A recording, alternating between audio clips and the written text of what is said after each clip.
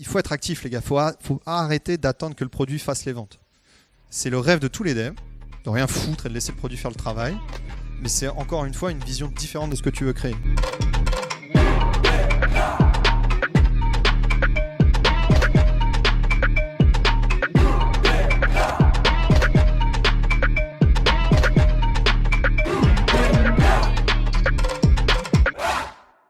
Bienvenue pour ce Coup d'État Talk. Aujourd'hui, on accueille Pierre.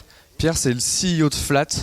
Il a construit une boîte assez incroyable qui en fait te permet de créer des partitions musicales en ligne directement sur le web. C'est une techno assez folle. Et surtout, ce qui est fou à propos de cette boîte, c'est qu'il y a plus d'1 million d'utilisateurs, qu'ils ont grandi. Il va vous raconter un peu tout ça. Il va vous partager les leçons qui vont avec, parce qu'on veut pas juste l'histoire, on veut un peu les petits trucs croustillants qu'il y a derrière. C'est ça qu'on fait avec Coup d'État Talks. Donc j'espère que ça va vous plaire. Profitez bien. Et puis accueillez Pierre.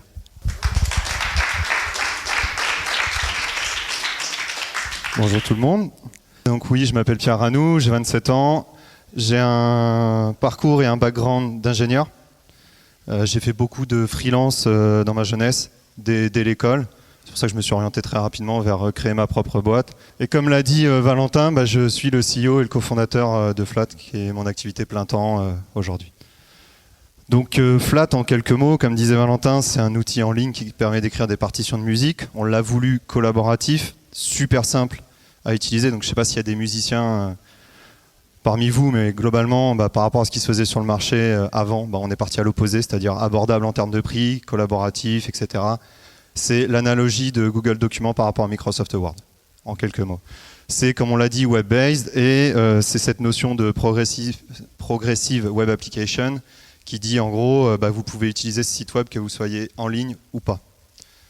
Voilà à quoi ça ressemble. Donc voilà, c'est une partition, tout simplement. C'est une équipe de 4 fondateurs, on est 4 associés. On a aujourd'hui un 5e dev en plein temps et une 6e personne en opérationnel plein temps. Donc ça reste une petite équipe et je vais raconter un petit peu notre passif et tout ce qui va avec. La particularité de notre boîte, c'est qu'on est complètement distribué, on n'a pas de locaux, donc chaque point sur la carte, c'est là où il y a quelqu'un qui travaille. Donc voilà, ça s'étend du Canada, Chine, Australie. Il y a quand même quelques personnes qui sont restées en Europe. Moi, je suis à Londres. Ça, c'est notre marché. C'est tous les pays où on est présent. Donc évidemment, forte présence aux US. Il nous manque 4 pays, dont le Tchad et la Corée du Nord, qui ne sont pas des pays très simples à aller chercher. Donc voilà, c'est un peu l'avantage aussi pour nous d'être complètement remote, c'est-à-dire qu'on arrive à couvrir toutes les time zones en termes de customer success et customer support. Je vais revenir dessus après.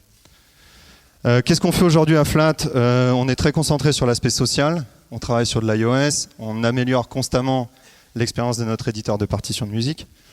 On se lance dans le learning, on a notre produit dédié à l'éducation et on a notre produit dédié aux développeurs. On fait ces 6 points-là aujourd'hui constamment.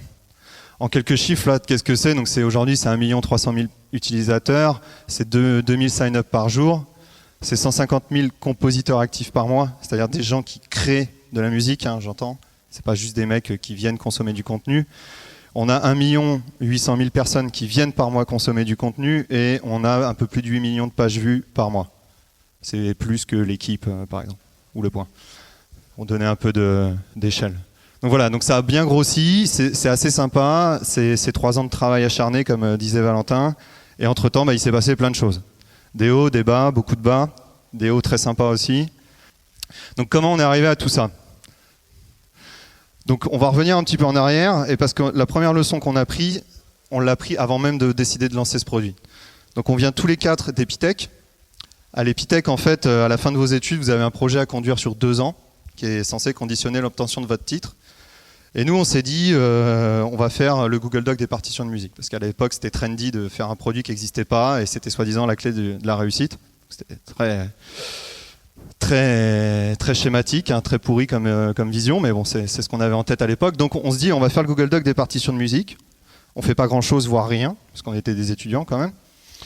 Et à la fin, on a une soutenance publique avec plein de gens dans la salle. C'était encore public, donc plein de gens se déplacent, etc. Parce que ça plaît de voir un petit peu les innovations de demain. Et moi, je raconte un petit peu ce qu'on a créé. C'était quelque chose qui ressemblait pas à grand-chose, mais l'idée était là. Il y avait une promesse. Et en fait, dans la salle, il y a plein de musiciens qui sont hyper excités par le produit, qui viennent nous voir à la fin et qui nous disent « Ah, c'est génial, comment je peux me connecter, l'utiliser, etc. » Moi, j'étais hyper embêté parce que ça faisait 18 mois qu'on disait qu'on avançait, on foutait rien. Et en fait, on se rend compte que ça plaît et ça excite énormément de personnes. Et à la fin, il y a un petit trophée, il y a machin, une petite compète, on finit deuxième, on se dit mince, c'est emmerdant. Et pourtant, nous, ce qu'on proposait, c'était ça. Hein. C'est-à-dire que écrire au clair de la lune, ça restait compliqué. Il reste quand même une partition très simple. Et voilà, c'était moche, c'était pas du tout ergonomique, etc. On avait juste mis ça dans Google Hangout, qui existait à l'époque, pour que ça ait l'air un petit peu novateur. Mais avec juste ça, on arrive à exciter une salle avec à peu près tous les musiciens de la salle. Embêtant. Et là, l'école voit un vecteur de communication assez fort, donc commence à nous positionner sur des salons, parce que c'était pas juste la plateforme 2, le truc social, le futuriste, il y avait vraiment l'aspect musique, l'aspect communautaire qui excitait, qui était un peu plus parlant et un peu qui changeait de l'ordinaire. Donc ils nous ont mis dans plein de confs en disant voilà, c'est les deuxièmes du concours Epitech Innovation, etc., etc. Et nous, on se retrouve dans ces salons, on confronte, et à chaque fois un engouement de folie, quoi. Et là, on se dit, mince, c'est quand même emmerdant, ça fait 14 mois qu'on se tourne les pouces, on confronte une fois notre produit, c'est la première fois qu'on le montrait à des gens autres que les potes en disant on fout rien, et excitation énorme autour. Donc c'est-à-dire qu'en fait, on venait de passer 14 mois à se tourner les pouces sur un truc qui, en fait, si on l'avait montré très rapidement, ça pouvait vraiment avoir de l'attrait. Donc là, qu'est-ce qu'on fait? Comme a dit Valentin dans la description de l'événement, on prend la décision, après autant de confrontations, de repartir de zéro, de réécrire le code, et on se dit ok, on part sur une boîte et on voit ce qui arrive. Donc on avait autant de naïveté que dans la série Silicon Valley, hein. On s'est dit on y va, ça va être génial, ça va bien se passer et ça va être l'éclate.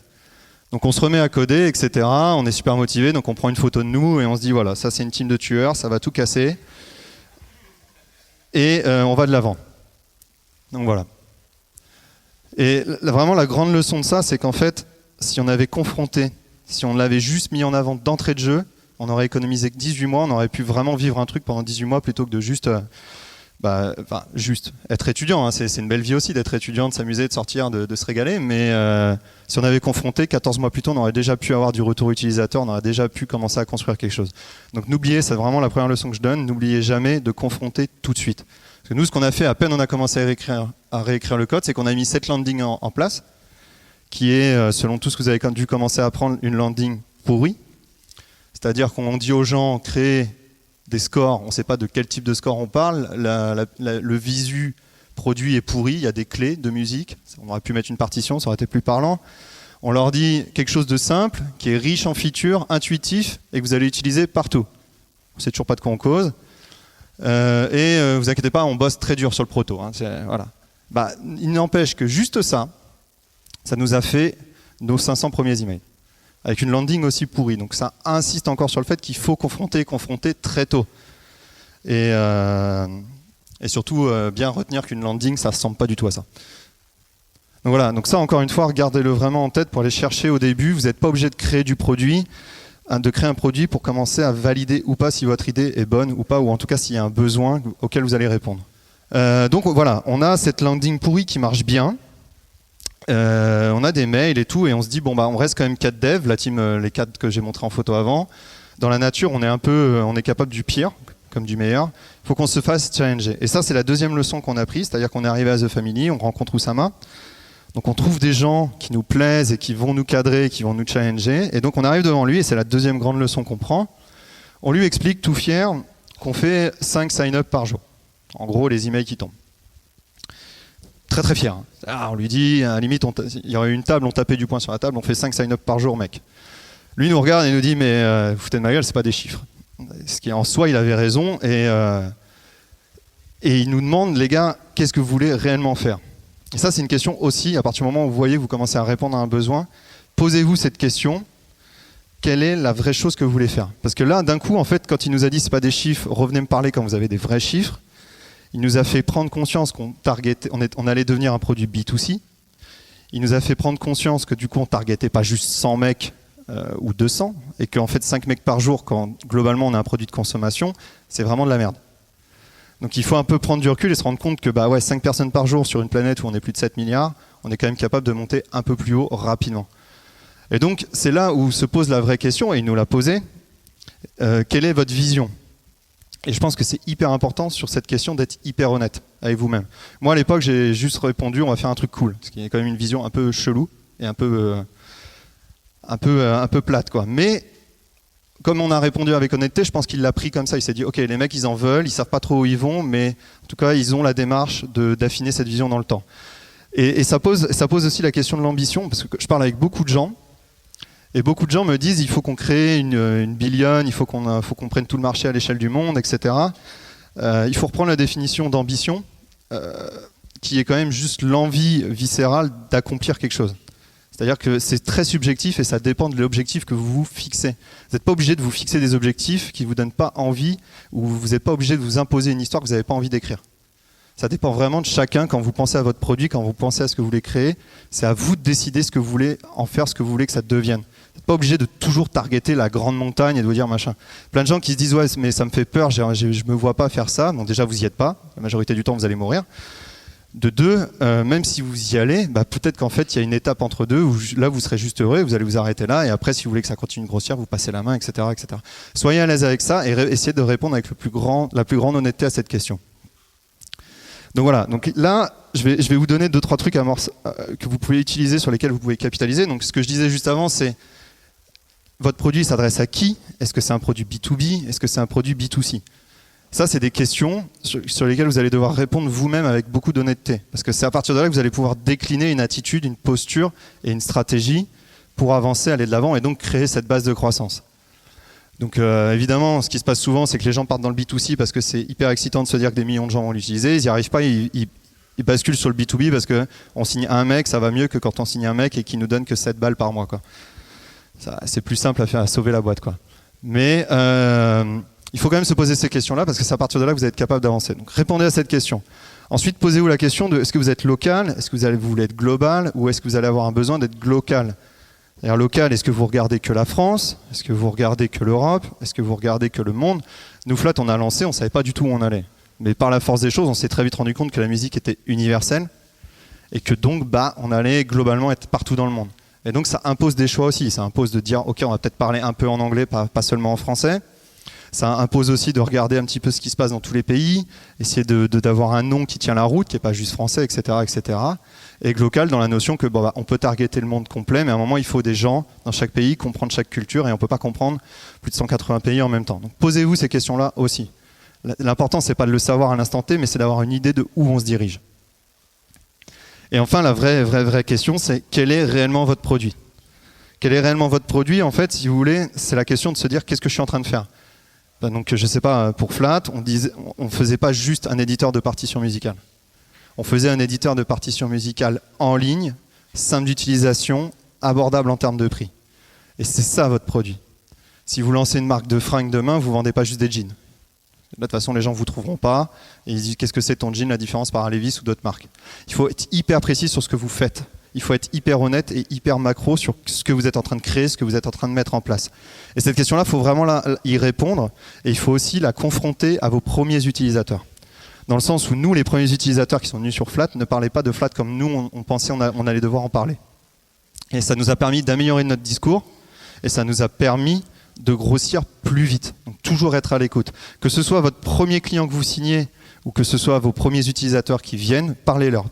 Comment vous parlez? Qu'est-ce que vous foutez chez nous? Parce que normalement, il y a d'autres acteurs. Qu'est-ce qui a fait que vous êtes vraiment chez nous, etc. Parce que votre promesse, généralement, on va l'avoir comme une promesse marketing. Derrière, qu'est-ce qui a vraiment convaincu la personne? Ça, il faut le comprendre et il faut discuter. Et qui va l'utiliser? C'est-à-dire que vous pouvez faire une étude de marché, réfléchir, etc. Mais à la fin, il faut vraiment comprendre les premiers utilisateurs ou clients. Nous, on pensait qu'on allait tomber sur les CSP+, les gens qui ont de l'argent et qui sont capables de justifier une dépense mensuelle sur un éditeur de partition de musique. On n'a eu que des moins de 18 ans sur la plateforme. Donc déjà, pour les faire raquer, c'est quelque chose de difficile. Et surtout, ils ne parlent pas du tout de la même façon. Ils ont un aspect viral qui est complètement différent. Et ça, encore une fois, on a pu le comprendre qu'en leur parlant. Donc, imaginez quelque chose, confronter, c'est ce que je disais il y a 10 minutes, et surtout aller de l'avant et parler encore une fois avec vos utilisateurs ou vos clients, les comprendre et voir s'il y a vraiment beaucoup de gens dans cette sphère-là que vous pouvez aller targeter. Donc évidemment, tout ça, ça passe par du customer care. Je vois pas comment vous pouvez faire autrement pour discuter aussi bien avec vos utilisateurs. Dites-vous bien que nous, chez Flash, jusqu'à 100 personnes par jour, j'ai envoyé un mail à la main tout le temps. Bonjour, donc je faisais des fautes évidemment, parce que quand on en écrit 100 par jour, à un moment on en a un peu marre. Donc déjà ça permet de prouver que c'est pas un robot, parce qu'un robot qui fait des fautes c'est quand même la loose. Et les gens répondaient, et c'est là où je me suis rendu compte, à partir du moment où le gars me dit bah ça va, j'ai bouffé une pizza ce midi, je me dis ok, là on n'est pas sur un CSP+, on doit être sur quelqu'un d'un peu plus jeune. Et de voir les emails quand je les réécrivais, quand je voyais Awesome Pizza ou Awesome Dude, je me dis le mec n'est pas encore complètement dans la vie active, il doit être un peu plus jeune que la moyenne. Et c'est là où on a vraiment compris nos premiers utilisateurs, et à chaque fois je leur demandais qu'est-ce que tu as tapé pour venir sur Flat, comment tu parles de Flat, qu'est-ce que tu aimes sur Flat. Sachant que gardez bien en tête qu'à ce moment-là, il y avait juste une landing moche. Donc les mecs, on n'avait encore rien commencé à faire, qu'on leur parlait déjà, qu'on leur posait des questions. Et quand on leur a donné un outil, ou encore une fois qui n'était pas du tout abouti, où les gars, la majorité décrochait en disant c'est trop pourri, on s'en va. Ce qu'il faut garder en tête, c'est qu'ils ont pris le temps de vous dire c'est trop pourri, on s'en va. Donc si la personne prend le temps de vous dire c'est pas bien, ça ne me convient pas ou c'est pas suffisamment avancé, dire qu'elle a quand même 5 minutes, elle est prête à vous consacrer 5 minutes. C'est-à-dire qu'en fait la promesse l'avait convaincue, c'est juste que il faut continuer de bosser et elle reviendra plus tard. Et ça c'est sur ça qu'on s'est accroché, c'est sur ça qu'on est monté. Donc on se fait challenger et il faut être patient. Il faut être patient parce que ça, comme vous voyez, c'est vraiment le début de la boîte pendant 6 mois. Ça met du temps, mais ça ne vous empêche pas de vraiment capitaliser sur ce peu de volume que vous avez pour vraiment comprendre parfaitement à qui vous parlez. Donc là, évidemment, nous, la boîte dont je vais parler, toute l'expérience qu'on a vécue, c'est du B2C. On a un produit B2B maintenant, mais l'expérience que nous, on a vécue et tous les retours que je vais vous faire, c'est dans le cadre d'une boîte B2C qui grossit relativement vite. Donc voilà, donc là, toute cette période-là de 6 mois, on ne s'est pas démonté, on a parlé aux personnes, on a fait 50 par jour, 100 par jour, etc. On a commencé à automatiser, etc. Mais je savais exactement les questions à poser, je savais exactement les mails à formuler, etc. etc. Et ça vous permet donc d'accumuler énormément d'informations qui vous permet de mettre en place une vraie stratégie de croissance et de communication.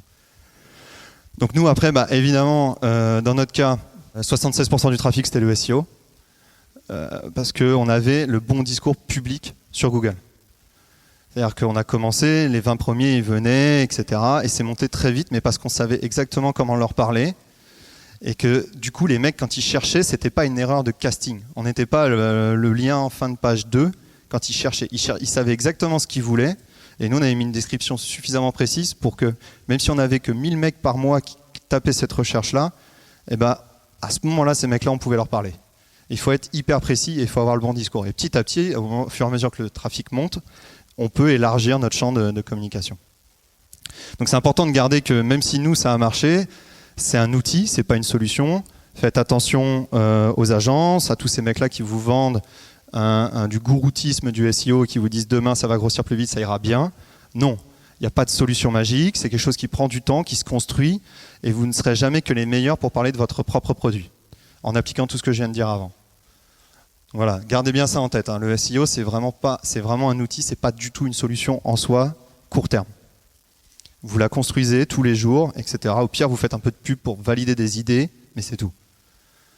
Et GrowFAQ. Alors, on n'a pas fait de GrowFAQ, tout simplement parce qu'en tant que dev, on pense que c'est juste un outil marketing pour vendre du rêve à des mecs qui sont pas devs. Pour moi, le GrowFAQing, c'est juste la belle arnaque de ces quelques dernières années. La question c'est que le GrowFAQ c'est juste une façon d'automatiser une tâche et de se dire que ok, en fait plutôt que d'avoir 2 personnes pour la faire, vous allez peut-être avoir juste un script. La vérité derrière c'est qu'il y a quand même un humain qui a bouffé tellement de fois cette tâche qu'on se dit ok, je peux l'automatiser et je vais pouvoir accélérer ma croissance ou accélérer la rentabilité sur une tâche donnée.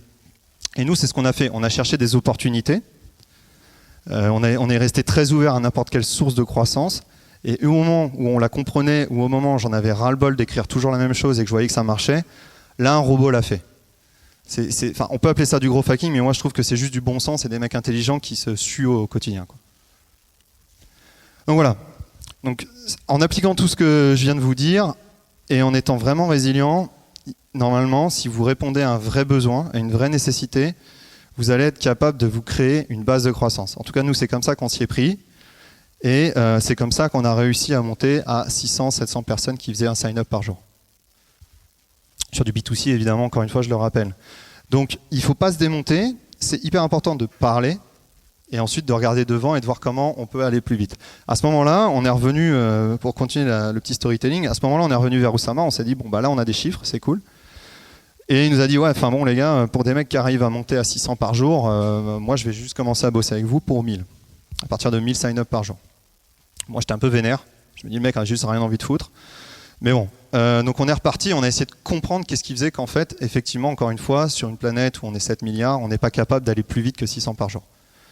Et là, en fait, on se rend compte qu'il y avait un truc où... alors, on se rend compte pas tout seul, hein, évidemment, avec un super designer. On se rend compte que notre identité, elle était quand même faite par des devs. Donc c'était très cartésien, on va dire, très carré, et que on n'avait pas une vraie identité et qu'il y avait cet effet. Donc ça, pensez-y si ça peut arriver sur vos produits. On avait cet effet où les gens trouvaient ça cool, mais il n'y avait pas cet effet waouh qui fait qu'on s'en souvient et qu'on a envie d'y revenir. Ce qui fait qu'en fait, quand on écrivait à des personnes qui avaient décroché, que la promesse avait été suffisamment bonne pour qu'ils sign up, on leur écrivait 15 jours après, 3 semaines, ils avaient oublié qu'est-ce qu'était le produit. C'est quand même con. Et on leur disait, oui, non mais Flat, vous vous souvenez, c'est l'éditeur de partitions musicales en ligne, etc. Et puis, ah ouais, c'est génial, j'adore l'idée, où ça en est, au fait. Là, je me suis retrouvé à donner de la news à tout le monde qui avait oublié qu'est-ce que c'était, quoi. Et donc, on tourne en rond. Donc, si jamais ça doit vous arriver et que vous commencez à vous rendre compte que les gens s'en vont, oublient qui vous êtes et qu'il n'y a pas cet effet, il n'y a pas juste le ah c'est cool, enfin qu'il y a juste le ah c'est cool, il n'y a pas l'effet waouh parce qu'il y a vraiment une identité et une marque très forte. Posez-vous cette question de savoir est-ce que votre produit a une vraie identité. Donc il y a Alice, ici il y a des teams qui travaillent sur tout ça, qui en parleront beaucoup mieux que moi. Moi tout ce que j'ai fait c'est que on me propose ça, donc évidemment en tant que dev je me dis putain fait chier encore un designer qui va m'expliquer qu'il faut regarder d'un nouvel œil, etc. Et bon, on connaît tous les clichés de designers développeurs, hein, on les prend pour des branleurs, ils nous prennent pour des mecs qui en foutent pas une. Mais bon, la vérité c'est que donc on refait tout notre branding. Et en fait, ça buzz très fort. Ça buzz très fort. On poste ça fait la une sur Product Hunt, ça fait la une sur Hacker News. Un super routine malade. Et on avait juste refait la landing encore une fois, pas tout le produit. Et là, je prends une grosse claque. Donc, le produit ressemblait plus, que ce soit le logo, le nom, les couleurs, plus rien ne ressemblait à ce qu'on avait fait avant. Mais la vérité, c'est qu'on n'avait pas du tout une véritable identité. On avait juste quelque chose de fond qui était fonctionnel, fait par des devs, quoi, tout simplement. Et c'est là où je me suis rendu compte qu'en fait, et c'est cette phrase que je me répète souvent, c'est qu'on peut être une super personne pour faire quelque chose, mais on n'est pas nécessairement la bonne. Dans le sens où moi, j'avais réussi à conduire cette équipe avec mes associés, à conduire ce produit à quelque chose qui était utilisable, mais en aucun cas qui était quelque chose de joli qu'on avait encore plus envie d'utiliser au quotidien.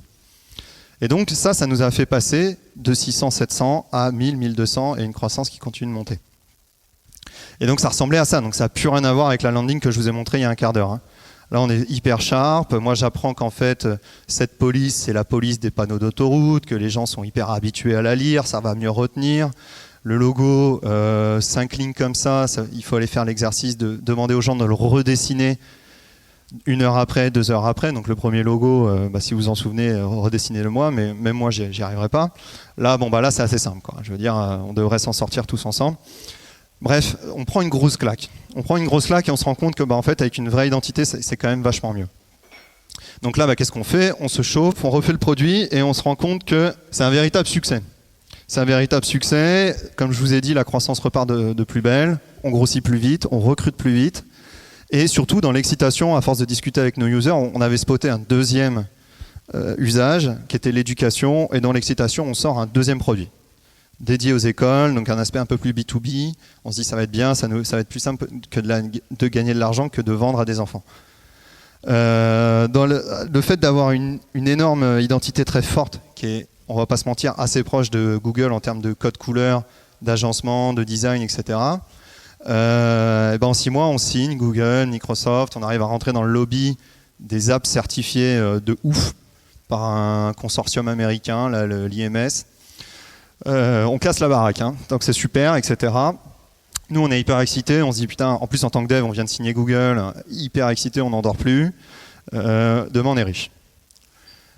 Et ça, c'était en 1 an. Une année bien remplie pour 2015, et pour vous donner une idée, on fait 150 000 users sur notre première année full-time. Donc c'est plutôt cool. Et on attaque 2016 avec plein d'étoiles dans les yeux. La première chose qu'il faut se demander à ce moment-là, c'est est-ce que pour nous, c'était une bonne ou une mauvaise idée de partir sur un second produit? Il faut faire vraiment attention à ça, en fait. Il faut faire vraiment attention à ça parce que Sur le coup, c'est assez simple en fait. Bootstrapper quelque chose quand on a la bonne méthode et on a réussi à le faire une première fois, c'est-à-dire que nous, sur la promesse de l'éditeur, on avait réussi à donner de l'intérêt, faire grossir une communauté. On s'est dit putain, on est bon en bootstrap. Attends, il y a une nouvelle verticale marché, on y va, c'est l'éducation. On lance un deuxième produit, chambé.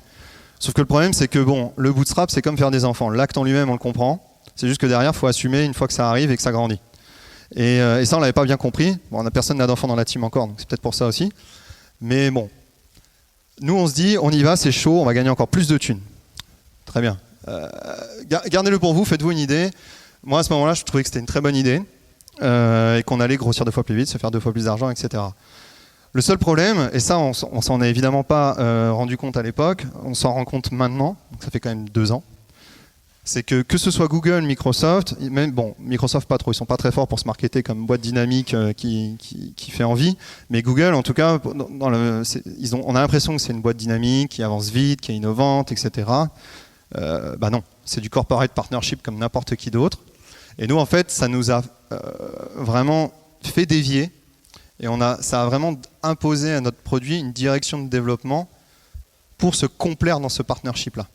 Il faut être hyper vigilant sur ça, parce qu'au final, c'est du marketing dans les deux sens. Vous marketez quelque chose en se disant le corporate va m'apporter beaucoup, sauf qu'en fait, Google, il n'y a pas que nous, il y en a plein d'autres, il y en a des plus gros sûrement, enfin même c'était sûr.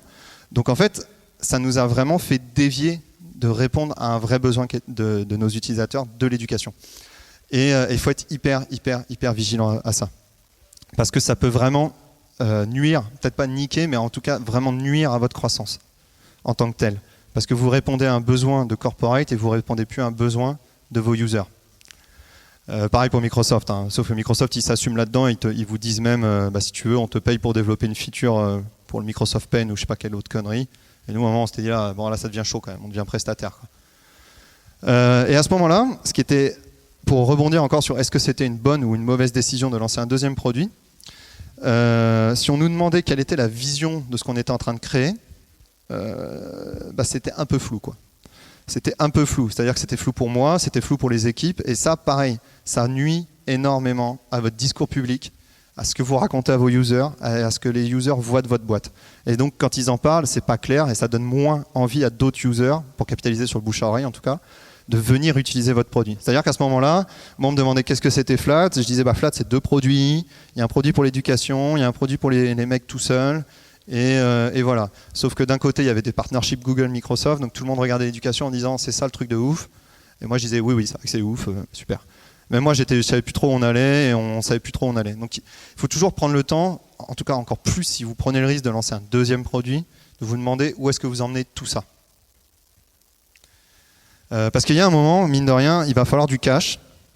Et nous, c'est pendant 2016 du coup qu'on a commencé à vraiment se poser cette question-là.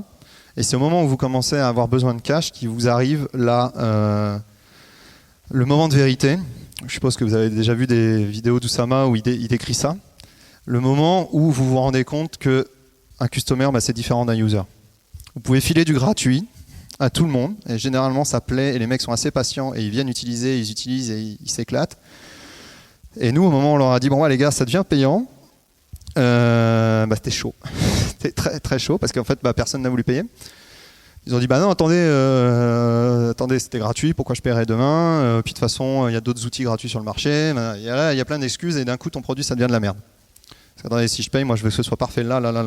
Et tu dis, ouais, mais si tu payes pas comme j'embauche, et là, t'es comme un con. Parce que, voilà, il manque un truc, quoi. Et il manque ce petit billet pour démarrer. Hein. Donc là on était bien emmerdés parce qu'on s'est rendu compte qu'en fait les gens étaient prêts à l'utiliser gratuitement en tant que compositeur, que les profs n'avaient pas une valeur ajoutée suffisamment forte pour justifier d'aller demander un budget dans l'éducation. Je ne reviens pas sur le marché de l'éducation, mais c'est une catastrophe à comprendre, à déployer, il y a des budgets, enfin pour s'il y en a 2-3 qui ont le plaisir d'évoluer là-dedans, force et honneur. Hein. Donc voilà. Là, on se rend compte que on a beaucoup de users, on a très peu de customers et que ça va être hyper chaud pour les monétiser. Dans le lot, en améliorant le produit, on se rend compte qu'il y a des gens qui sont prêts à payer pour, mais que vu le pourcentage de conversion, on ne va pas vivre avec ça. Donc là, c'est le moment où dans une boîte, on manque de cash et c'est le moment aussi où on va pouvoir valider ou pas la solidité de l'équipe. Et c'est dans ce moment où on valide ou pas la solidité, où encore une fois, ce que vous racontez en public est hyper important.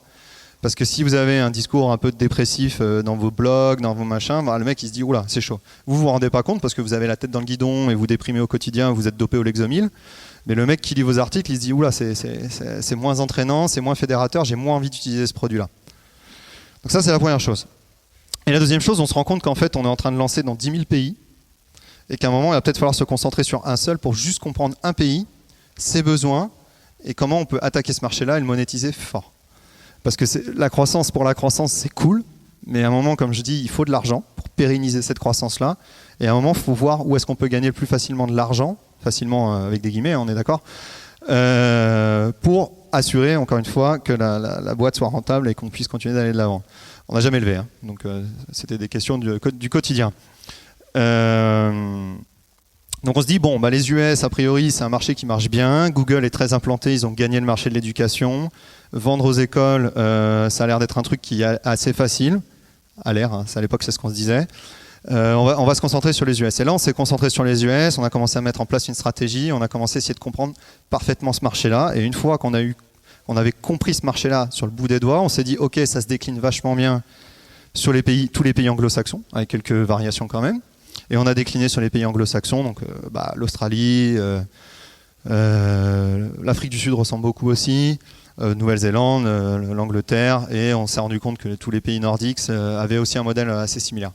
Mais il fallait prendre le temps de comprendre un pays. Et c'est cette variation entre le global et le local. On ne peut pas tout faire n'importe comment, et à un moment, si on veut gagner de l'argent, je pense qu'il faut réfléchir macro, pays par pays. Aujourd'hui, on lance l'Amérique du Sud, on grossit très fort en Amérique du Sud, et c'est pareil, c'est un autre délire complet. C'est-à-dire que ça nécessite aujourd'hui, ça nous nécessiterait d'embaucher quelqu'un plein temps si on veut continuer de grossir aussi vite là-bas. Et on le fait pas, pour l'instant. Et alors bien sûr, toujours dans l'euphorie, on arrive à vendre aux US, on se dit, bon bah c'est quoi, on a lancé 2 produits, il faut se remettre dans l'état d'esprit, je vous remets dans l'état d'esprit, à ce moment-là, on avait lancé 2 produits, on tenait la route, on gagnait un peu d'argent, on se dit, bon allez, on lance une application iOS, parce que ça va être une valeur ajoutée pour nos clients édus, ça va être une valeur ajoutée pour nos clients individuels, et surtout, en faisant un peu de métriques, on se rendait compte qu'on avait 40% de nos utilisateurs qui étaient sur des devices iOS. On s'est dit, c'est trop bien, on n'a pas d'argent, autant lancer un nouveau produit. Voilà. Et on finit 2016 sur ça, on avait fait x3 en user. Donc vous voyez, même si on s'était un peu surestimé, l'impact n'est pas direct. Parce qu'on avait quand même fait x3 en un an, 400, on avait pratiquement un demi-million à la fin 2016. C'est pas rien, sans argent, machin, etc. En bossant beaucoup quand même, on faisait pas les 35 heures. Bon. L'impact, il n'est pas direct. À ce moment-là, c'était encore l'euphorie, ça allait bien, beaucoup de croissance, on se dit c'est bien, c'est cool. Et là, arrive le moment où il y a trop de choses à faire. Il n'y a pas de cash. Et faut commencer à faire un peu de RH, quoi. Parce que nous, on avait fait rentrer des gens sur une promesse qu'à plus ou moins 6 mois, il y allait avoir plus de cash. On ne l'a pas tenue, cette promesse. Et évidemment, quand on se retrouve le nez dans la merde et que toute la boîte est un peu dans la même galère, c'est là où on commence à voir la vraie nature des gens. Moi, désespéré, un peu fatigué, j'ai appris le RH en faisant tous les mauvais choix RH. Donc, comme ça, au moins maintenant, je sais ce que je veux pas. Mais c'est vraiment hyper important. Et moi, je pense que c'est un des facteurs qui va ou pas garantir la pérennité et le succès de votre croissance. Si vous mettez les mauvaises personnes, ça peut avoir un impact hyper négatif sur votre boîte. En tout cas, nous, ça l'était. À ce moment-là, je ne m'en rendais pas compte, mais au moment où je les ai virés, tout le monde bossait mieux. Le discours était beaucoup plus positif en public. Et les gens bossaient plus, en sens volume. Je leur ai pas demandé de bosser plus moi-même. Hein. C'est important de bien noter ça. C'est eux d'eux-mêmes, ça allait mieux dans la boîte, c'était plus sain. Ils bossaient plus. Et évidemment, on bosse plus, ça a un impact sur la croissance, quoi. Donc voilà. Donc déjà, je me retrouve à un moment, on n'arrivait pas à faire décoller le chiffre. Je me dis c'est pas grave. Qu'est-ce qu'il a dit où? S'il a dit que à un moment, il faut reconnaître qu'on n'est pas bon sur un sujet, on prend un mec bon. Qu'est-ce que c'est un mec bon? Comment je le juge, etc. Machin, etc.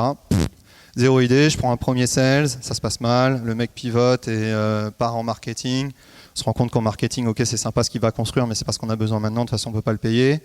J'en prends un deuxième qui avait l'air mieux, qui s'était en tout cas lui bien vendu, encore pire, il fait n'importe quoi. Et donc c'est ce que je vous dis, il faut prendre le temps de maîtriser avant de déléguer. C'est-à-dire qu'à ce moment-là, moi j'étais fatigué, donc j'aurais pu mettre une slide, mais prenez des vacances aussi, c'est important de prendre du time off. Mais il faut toujours rester lucide. C'est-à-dire que moi je ne maîtrisais pas le sales, je ne maîtrisais pas le marketing. À la base, je reste un développeur, donc c'est des sujets pour moi qui sont... Ça, je suis là, je les regarde, je me dis, bon, aujourd'hui non, hein, mais à l'époque, je regardais le truc, je me dis, bon, c'est quand même un peu chelou comme façon de faire. Pour moi, un produit est bon, ça se vend tout seul. Bon, moins dans la musique en tout cas. Et donc voilà, donc les gens passent, je comprends pas, je sais pas les évaluer parce que je ne comprends pas réellement ce qu'ils vont faire. Je ne sais pas juger de leur performance parce que j'ai pas de base moi-même que j'ai construit avant. Et ça s'applique sur tout. C'est-à-dire que il y a des choses différentes. Par exemple, si je reviens sur l'UI qui avait fait notre succès, notre début de croissance, l'UI c'est pas de l'UX et c'est pas du produit. Et ça, c'est hyper important. Je ne faisais pas la différence à l'époque. Et pourtant, une très bonne UI peut être faite par une très bonne personne. On a laissé cette même personne faire l'UX, catastrophe. On a laissé cette même personne driver un produit en termes donc UX, mais même en construction logique du produit. Et moi, ça m'allait parce qu'à ce moment-là, je me dis, bon, il a l'air sûr de son coup. Moi, j'ai un peu besoin de lever le pied parce que je suis fatigué. Vas-y, comme un grand. Sauf que là, en fait, maintenant que j'ai tout repris, donc là, je bosse beaucoup, mais maintenant que j'ai tout repris, je me rends compte que c'est une catastrophe et qu'il faut tout refaire. Donc il faut faire attention à rester très consistant et à ne pas, je reste un peu sur celle-ci quand même pour bien marteler le truc, il faut faire attention avant de déléguer. Là, maintenant, j'ai fait les sales moi-même pendant 6 mois non-stop à fond. Donc c'était clairement, j'ai fait une crise de la quarantaine avant d'arriver à 40 ans, hein, parce que c'était un job que je kiffais pas du tout. Je le vomissais au quotidien. Mais bon, j'ai quand même senti ce petit frisson de sales au moment du closing, quoi. Je me suis dit, ah putain, c'est ça qui vivent les mecs en fait. C'est vrai que quand le mec on l'a fait raquer à la fin, on est content, quoi. Je parle que les écoles, hein. Et une école, il y a encore plus de satisfaction parce que c'est tellement compliqué d'arriver au budget à la fin et de prendre le chèque, ce qui paye en chèque, hein, attention, que quand on arrive enfin, qu'on a ce chèque entre les mains, on a accompli un truc, mais bon, ça ne m'excitait pas suffisamment à la fin de la journée pour justifier de passer ma journée à appeler, à téléphoner. Et je suis devenu un cliché ambulant américain. Avec beaucoup de clients américains, je les appelais et à la fin, je disais, mais tu sais, ça va même sauver ton couple d'acheter Flat. Parce que tu passeras moins de temps à préparer tes cours à l'école, tu seras plus avec ta femme, tu auras plus de temps pour tes enfants. Et le mec dit, ah ouais, c'est génial. Et à la fin, je raccrochais, je me dis, tiens, je viens de faire un sketch de Gad Elmaleh et je suis abusé. Mais ça vendait mieux, et c'est ce qu'on ne faisait pas avant.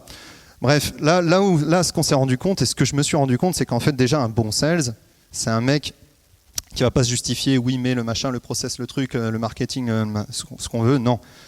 La seule chose qu'il va faire, c'est te dire, ok, j'ai fait de la merde, je suis désolé, mais je vais améliorer mes chiffres ou je me casse parce qu'en fait, chez toi, je vais pas me faire d'argent et ton process est pourri, mais il a l'honnêteté de le reconnaître. Et en fait, à partir de là, maintenant, quand je discute avec un sales, je lui dis, voilà ce que j'ai fait, voilà comment ça se passe, voilà les outils que j'ai mis en place, qu'est-ce que t'en penses ? Soit le mec, le fixe que je lui propose versus le variable, ça lui convient, ça lui convient pas, soit il se dit que c'est encore trop jeune, etc. etc. Évidemment, on prendra pas de français pour vendre à des ricains, parce que même moi, dans mon cliché, j'ai bien vu que j'ai perdu des deals, parce que j'ai pas un accent chewing-gum, la totale, quoi. Voilà pour ça. Et pour ce qui est UI, UX et en fait tous les corps de métier, je pense que c'est toujours hyper important de garder le contrôle. Il faut pas être l'employé providence qui fait tout. Mais en tout cas, les premières personnes que l'on va positionner, je pense que ça passe par une maîtrise parfaite de ce qui se passe et savoir les points sur lesquels il faut être hyper vigilant. Parce que ça, encore une fois, pour l'EDU, en tout cas pour notre produit éducation, c'est ce qui a fait qu'aujourd'hui, on n'est pas sur une exponentielle en termes de chiffres. Et on le sent au quotidien. Parce que maintenant, je me tape tout le customer success, la vente, enfin tout. Donc en fait, les mecs parlent qu'à moi, ils ont l'impression que je suis tout seul. Et en fait, en parlant avec eux, je me suis rendu compte de tout ce qui n'allait pas. Et du coup, j'ai commencé à réutiliser le produit moi-même. Je ne suis pas prof, donc c'est compliqué de me mettre à leur place. Je réutilise le produit moi-même et là, je me suis dit, c'est une catastrophe. Et là, en fait, j'ai dit, ok, on refait tout. Sauf que, encore une fois, faut pas regarder en arrière et se fouetter en disant, j'aurais mieux fait de faire différemment. Mais quand même, on aurait pu économiser un an. Donc on avance. Donc le problème, c'est qu'on se disperse. Le problème de se disperser, et quand on bosse moins parce qu'il y a une mauvaise ambiance, c'est qu'on est moins consistant. De fait d'être moins consistant, la qualité du service diminue, que ce soit sur le produit. Les devs sont stressés, fatigués, l'ambiance est pourrie, ils sont moins attentifs, on prod des bugs. Ah, puis il y a des bugs, ça saoule tout le monde. Oui, vous inquiétez pas, on va fixer. Ah, c'est sympa. Quand c'est le 10e depuis un mois, le mec, il a beau vous trouver sympa, il se casse. Ça va mal. Et donc, évidemment, c'est un impact direct sur votre croissance. Encore une fois, quoi. Ça peut paraître bête, mais c'est à ce moment-là que tout nous a pété à la gueule. 2017, c'est l'année noire pour nous, hein. Ou blanche pour la croissance. Mais en tout cas, là, tout ça, ça a eu un impact direct. Le fait qu'on ait trop de choses à gérer en même temps, qu'on se soit trop éparpillé, et qu'on ne maîtrisait pas tous nos sujets avant d'aller rajouter avant de rajouter une nouvelle problématique sur nous, quoi. Et donc dans ce moment-là, en tant que, on va dire, décisionnaire et leader d'une boîte, eh ben, c'est con à dire, hein, mais il ne faut pas trop réfléchir, il faut plutôt agir. Donc c'est facile à dire, hein. Là aujourd'hui je le dis de façon très décomplexée, etc. Mais à l'époque, ça m'a pris facile un trimestre à me décider de commencer à mettre des coups de serpe là pour virer tout le monde. Et virer les personnes qui nuisaient au cocon général de la boîte et à comprendre la différence entre une personne remplaçable et une personne irremplaçable. Donc en fait, je me suis vraiment rendu compte qu'à part mes associés, tout le monde était remplaçable. Ça ne veut pas dire que je valorise pas le travail des gens. Ça veut juste dire qu'en fait, d'un coup, on se détend. Et si la personne, on se rend compte qu'elle n'est pas à sa place chez nous, ou qu'il est temps qu'elle parte, ou juste en fait, il y a une erreur de casting et c'est de ma faute, eh ben, je dois l'assumer et je dois virer. Donc bon, bah là, à ce moment-là, on a viré tout le monde. Et qu'est-ce qui s'est passé? Comme je vous disais au début, qualité de travail bien plus améliorée, évidemment un volume augmenté, mais la croissance repart et on a commencé à pouvoir traiter tous les challenges un par un. Et ça, c'est hyper important dans un moment où, dans le passé, vous avez fait des mauvais choix stratégiques. Il ne faut pas se laisser submerger.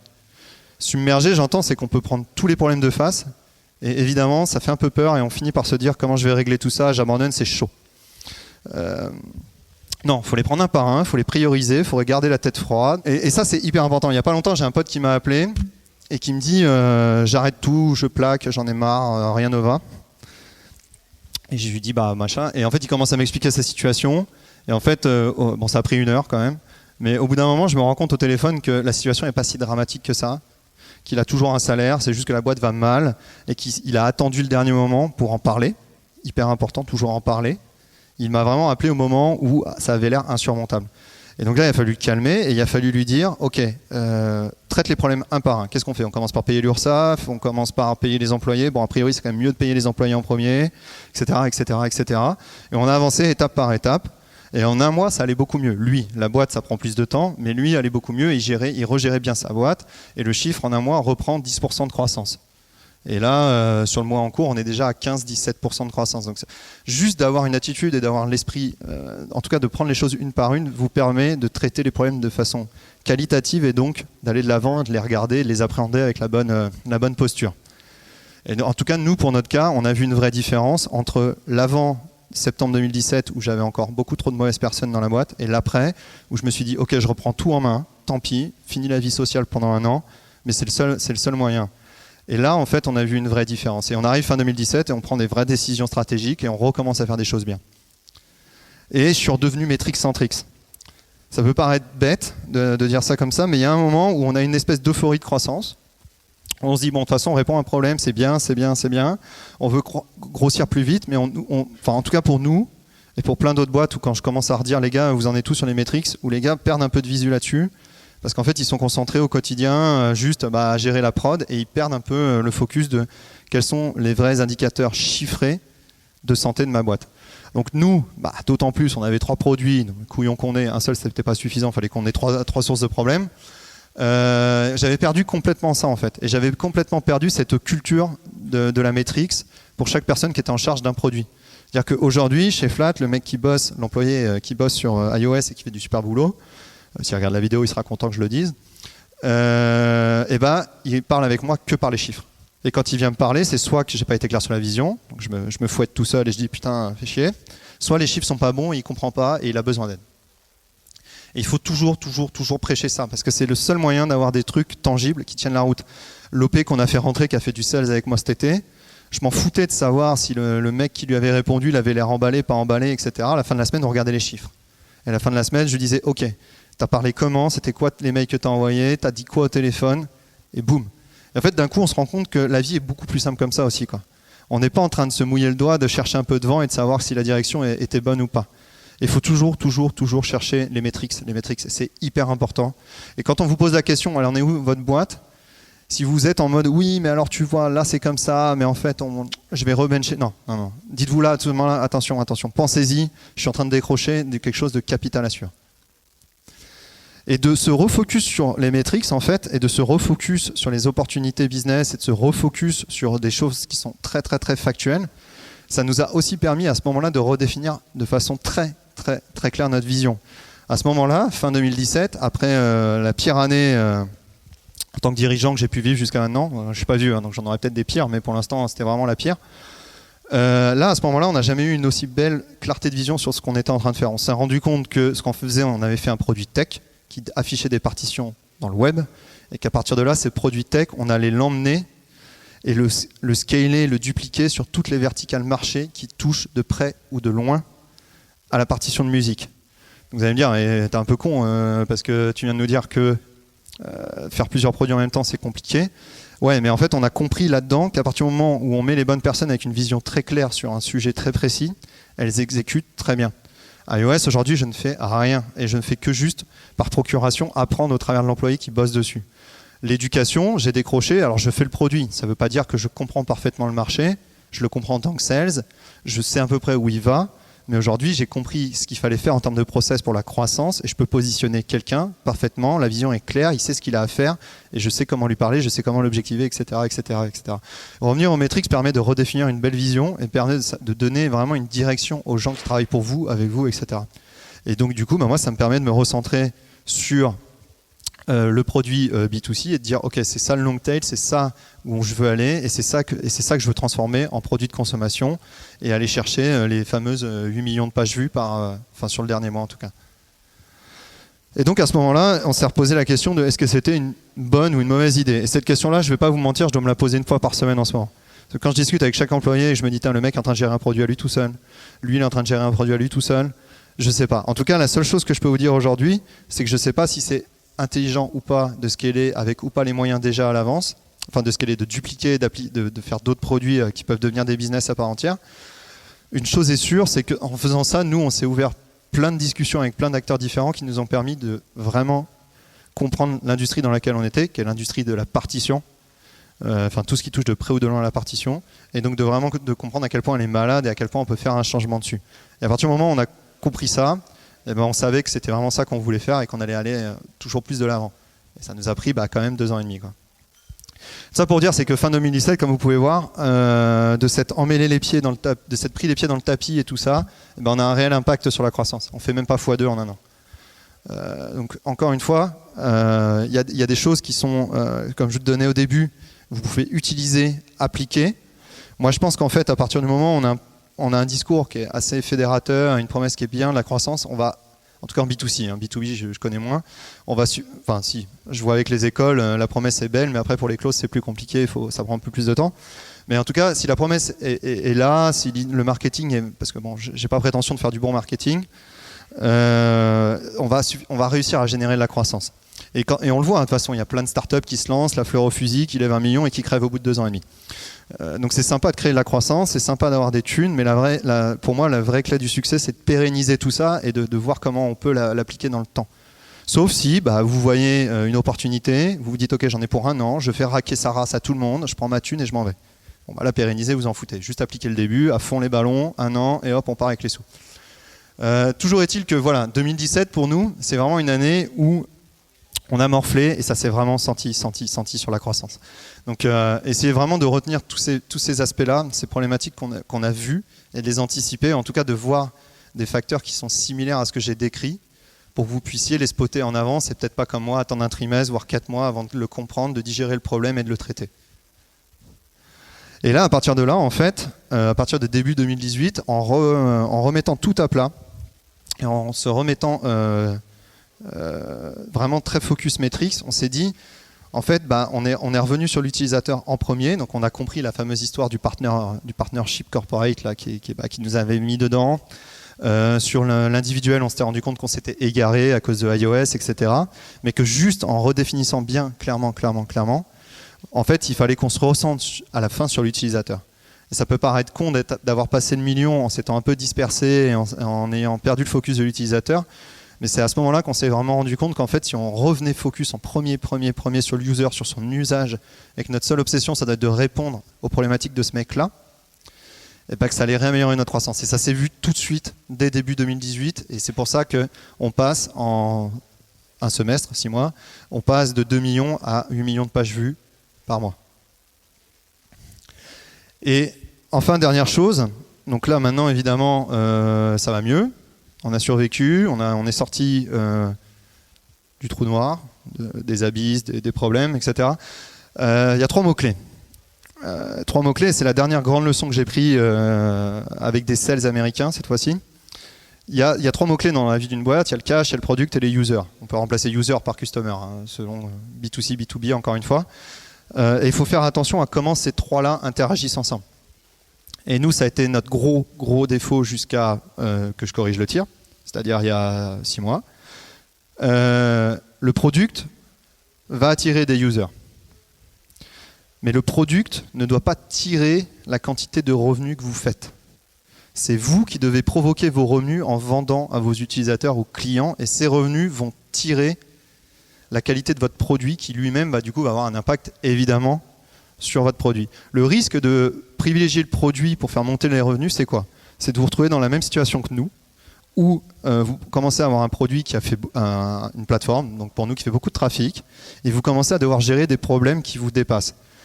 La crise en Russie avec Telegram, tout ça, nous on s'est fait bloquer en Russie, voilà, il n'y avait personne sur le pont pour gérer le problème, sauf que quand il y a toute la Russie qui dit bon bah flat, on ne peut plus y accéder, ça nous fait chier, c'est un vrai problème de crise. On se prend des attaques, on a des vrais problèmes de sécurité au quotidien, on ne peut pas embaucher un mec full-time pour gérer ces trucs-là. Alors que si dans l'autre sens, on avait privilégié les revenus pour pouvoir financer la croissance de notre produit et donc l'équipe, etc., et ben aujourd'hui, on n'aurait pas la corde au cou et on n'aurait pas des grosses perles de sueur tous les matins en se levant en voyant qu'en fait, cette nuit, on s'est pris une attaque par la Chine. C'est souvent la Chine quand même. Donc voilà, gardez bien ça en tête. Le produit ne drive pas vos revenus. C'est le revenu qui drive les améliorations de votre produit. Et ne prenez pas de façon désespérée un pari, ou en tout cas pas trop régulièrement, de dire « Ok, si je fais ça sur mon produit, mes revenus vont augmenter. » Ça peut être vrai, mais qu'est-ce que vous faites si ça se passe mal? Vous prenez plus de users, vous avez plus au quotidien à assumer, mais les revenus ne sont pas là pour supporter la croissance de votre boîte. Sauf si vous levez. Bon, là, c'est différent, vous prenez d'autres choix stratégiques. Nous, encore une fois, on est dans une dynamique de mecs qui n'ont pas de thunes et qui, au quotidien, doivent planifier la step d'après sur les revenus qu'on est capable ou pas de gagner.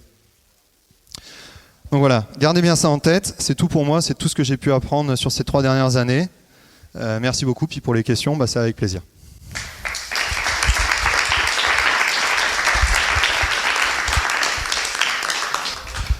Alors d'abord merci pour la conf, c'était hyper intéressant. Avec plaisir. Et ça fait écho. Moi je me posais une question, puisque tu parlais au début du remote, tu as dit que ça te prendrait 1h30, donc là je pense qu'on a encore 1 heure devant nous. Est-ce que tu pourrais nous parler un petit peu de comment tu travailles en remote avec tes associés? Ouais, bien sûr. Déjà il faut que ce soit un modèle qui est assumé, dans le sens où il ne faut pas que... En tout cas, au niveau des associés, c'est quelque chose qu'au début, on a vécu comme subi et qu'ensuite, on a développé parce qu'on s'est rendu compte que ça nous convenait. Et pour moi, c'est quelque chose qui doit être 100% assumé. C'est-à-dire qu'il ne faut pas commencer à mettre des gens dans un même bureau, etc. etc. Après, d'un point de vue purement organisationnel, au quotidien, moi, j'ai une obsession, c'est de minimiser les outils. Donc, tu vois, ça va être un Slack, un Trello, n'importe quelle solution pour faire des calls, on s'en fout. Et voilà, la plateforme pour mettre le code... Et c'est tout. Et comment ça se passe sur le Trello? Le Trello, donc il y a des boards selon les besoins. Quand un board devient trop le bordel, c'est qu'a priori il faut en faire un nouveau avec une thématique plus précise. Chacun est libre de gérer son board. C'est-à-dire si je ne suis pas le board master et je m'en fous du Scrum et toutes ces conneries-là, je vais juste me concentrer en fait sur si je prends une personne extérieure au board et que je dis... par exemple ma mère, voilà, je prends ma mère, je dis qu'est-ce qu'il est en train de faire Vincent maintenant sur tel board, il faut qu'elle soit capable de me répondre en 1 minute grand max. Ça veut dire quoi? Ça veut dire que la carte du board Trello, elle est compréhensible par n'importe qui, donc c'est du français, c'est pas juste je sauve le monde. Elle est compréhensible, elle est mesurable, enfin c'est les objectifs SMART, là, l'acronyme.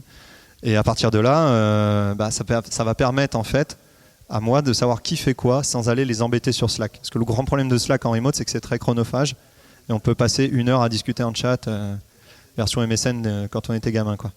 Et ça, je combats ça. Je suis très obstiné sur la productivité et ne pas faire perdre du temps aux gens.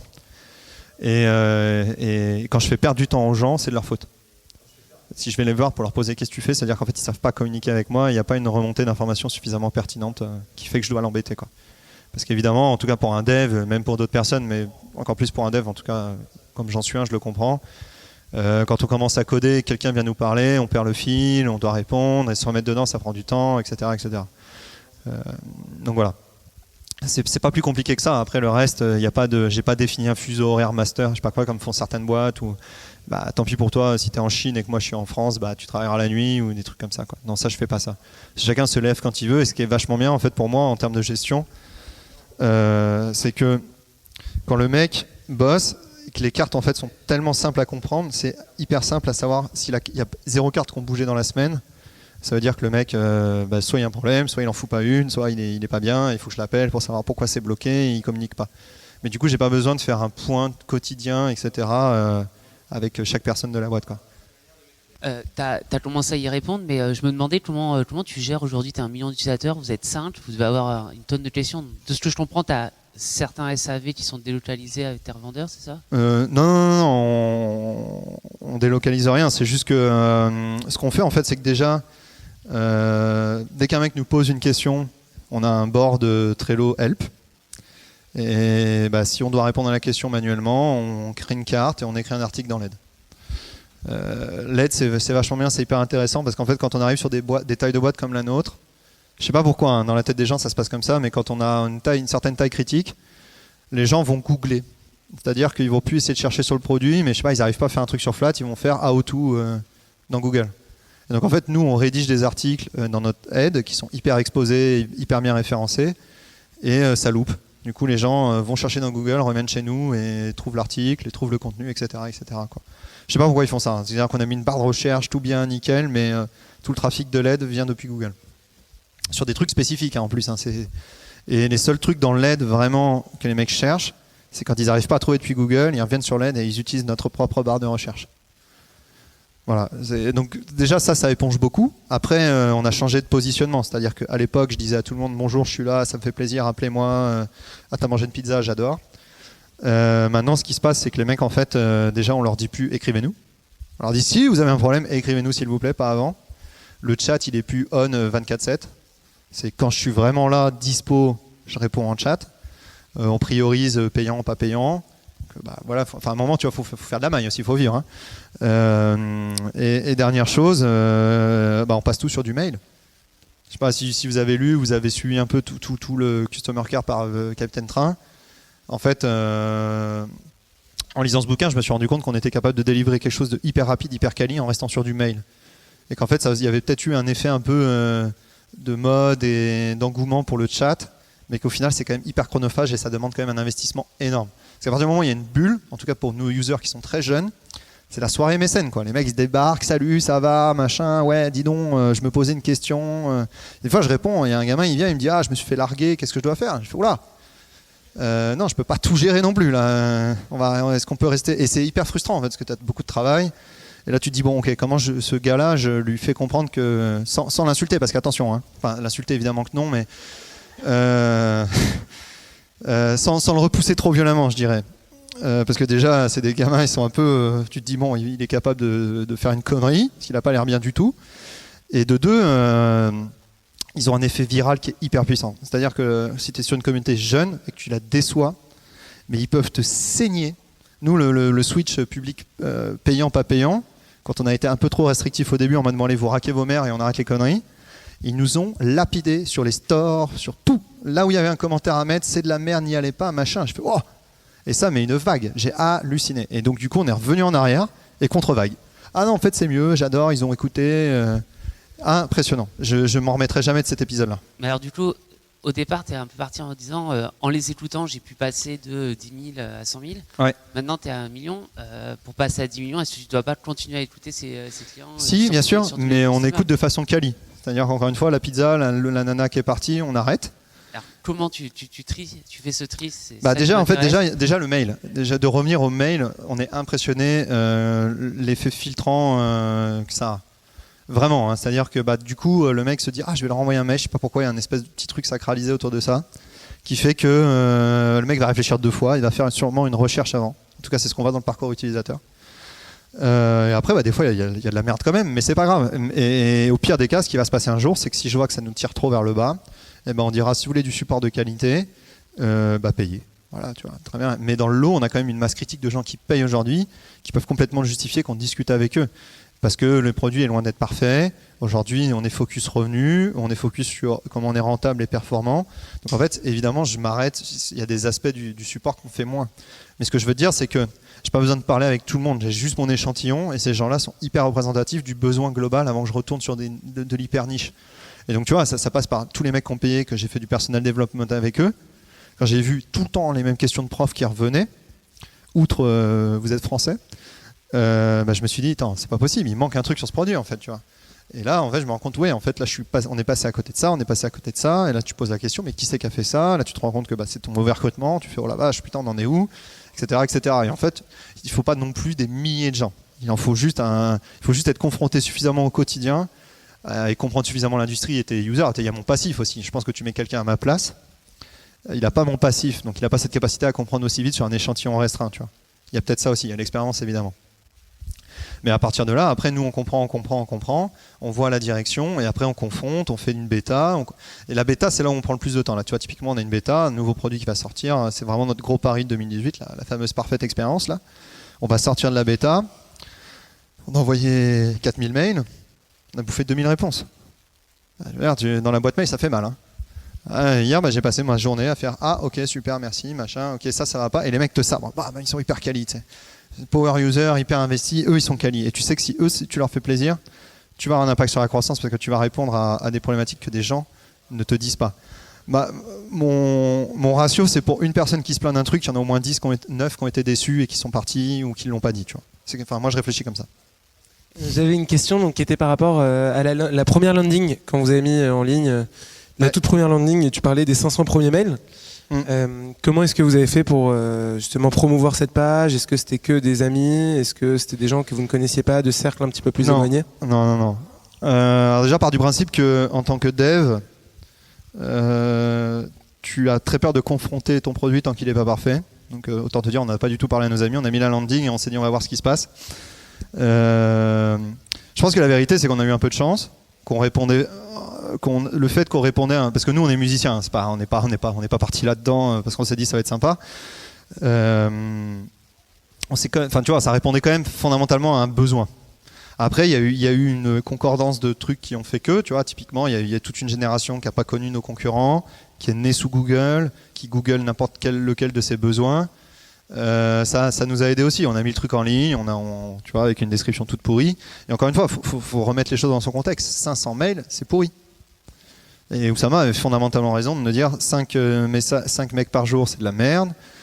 600, c'est de la merde. Et aujourd'hui, 2000, je suis insatisfait de 2000.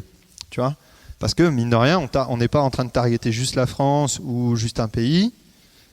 On target le monde. C'est quand même un truc où en SEO on est très fort. Tu vois, on arrive à targeter l'Amérique du Sud comme on target l'Afrique du Sud ou l'Australie avec des stratégies qui sont hyper spécifiques à chaque fois. On devrait encore grossir plus vite. Tu vois.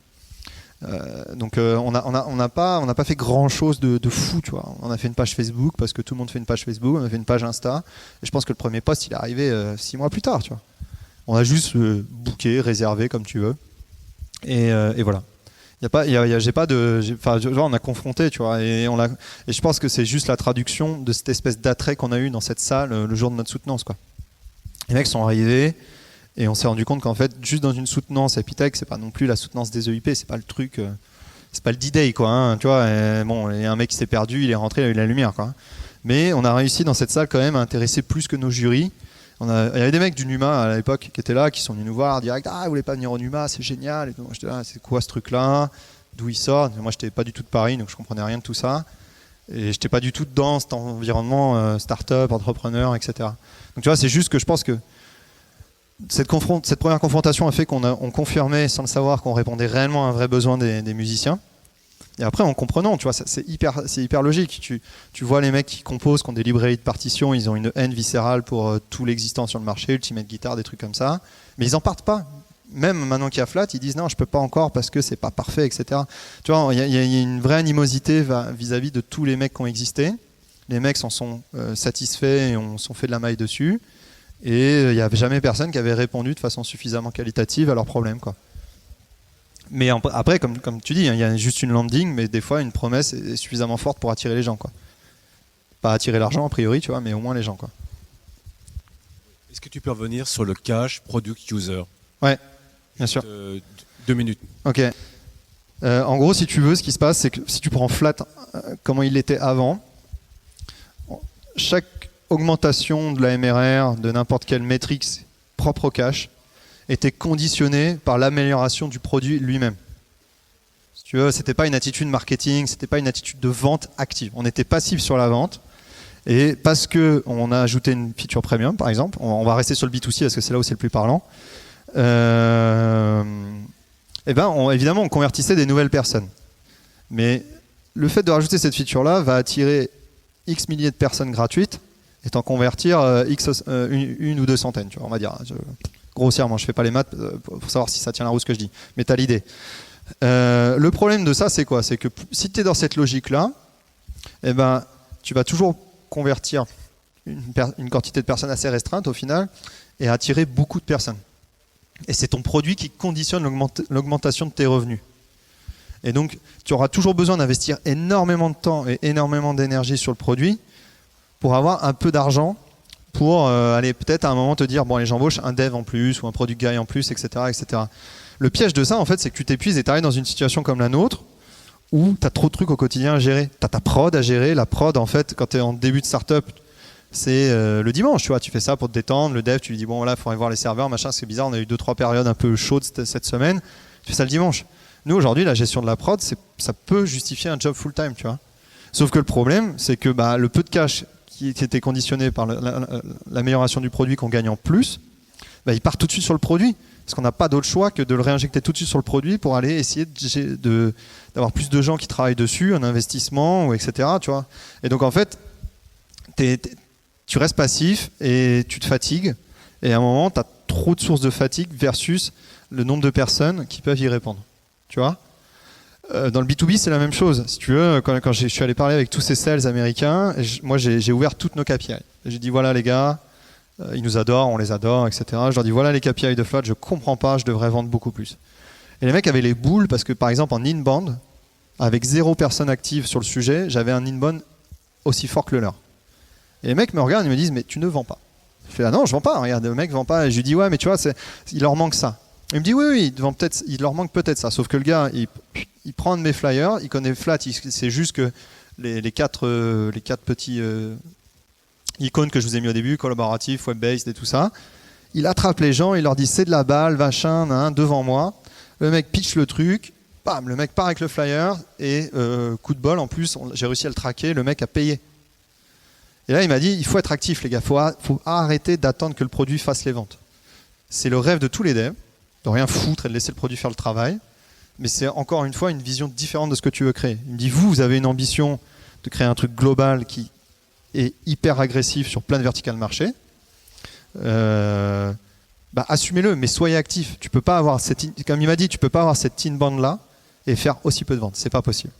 Et donc moi j'ai appris tout l'inbound et j'y suis allé comme un bourrin et avec ma petite expérience de sales, j'ai fait x4 en vente sur mon trimestre. C'est quand même bien. Pour un mec comme moi, pour ma première période vraie sales, tu vois, je suis content de moi.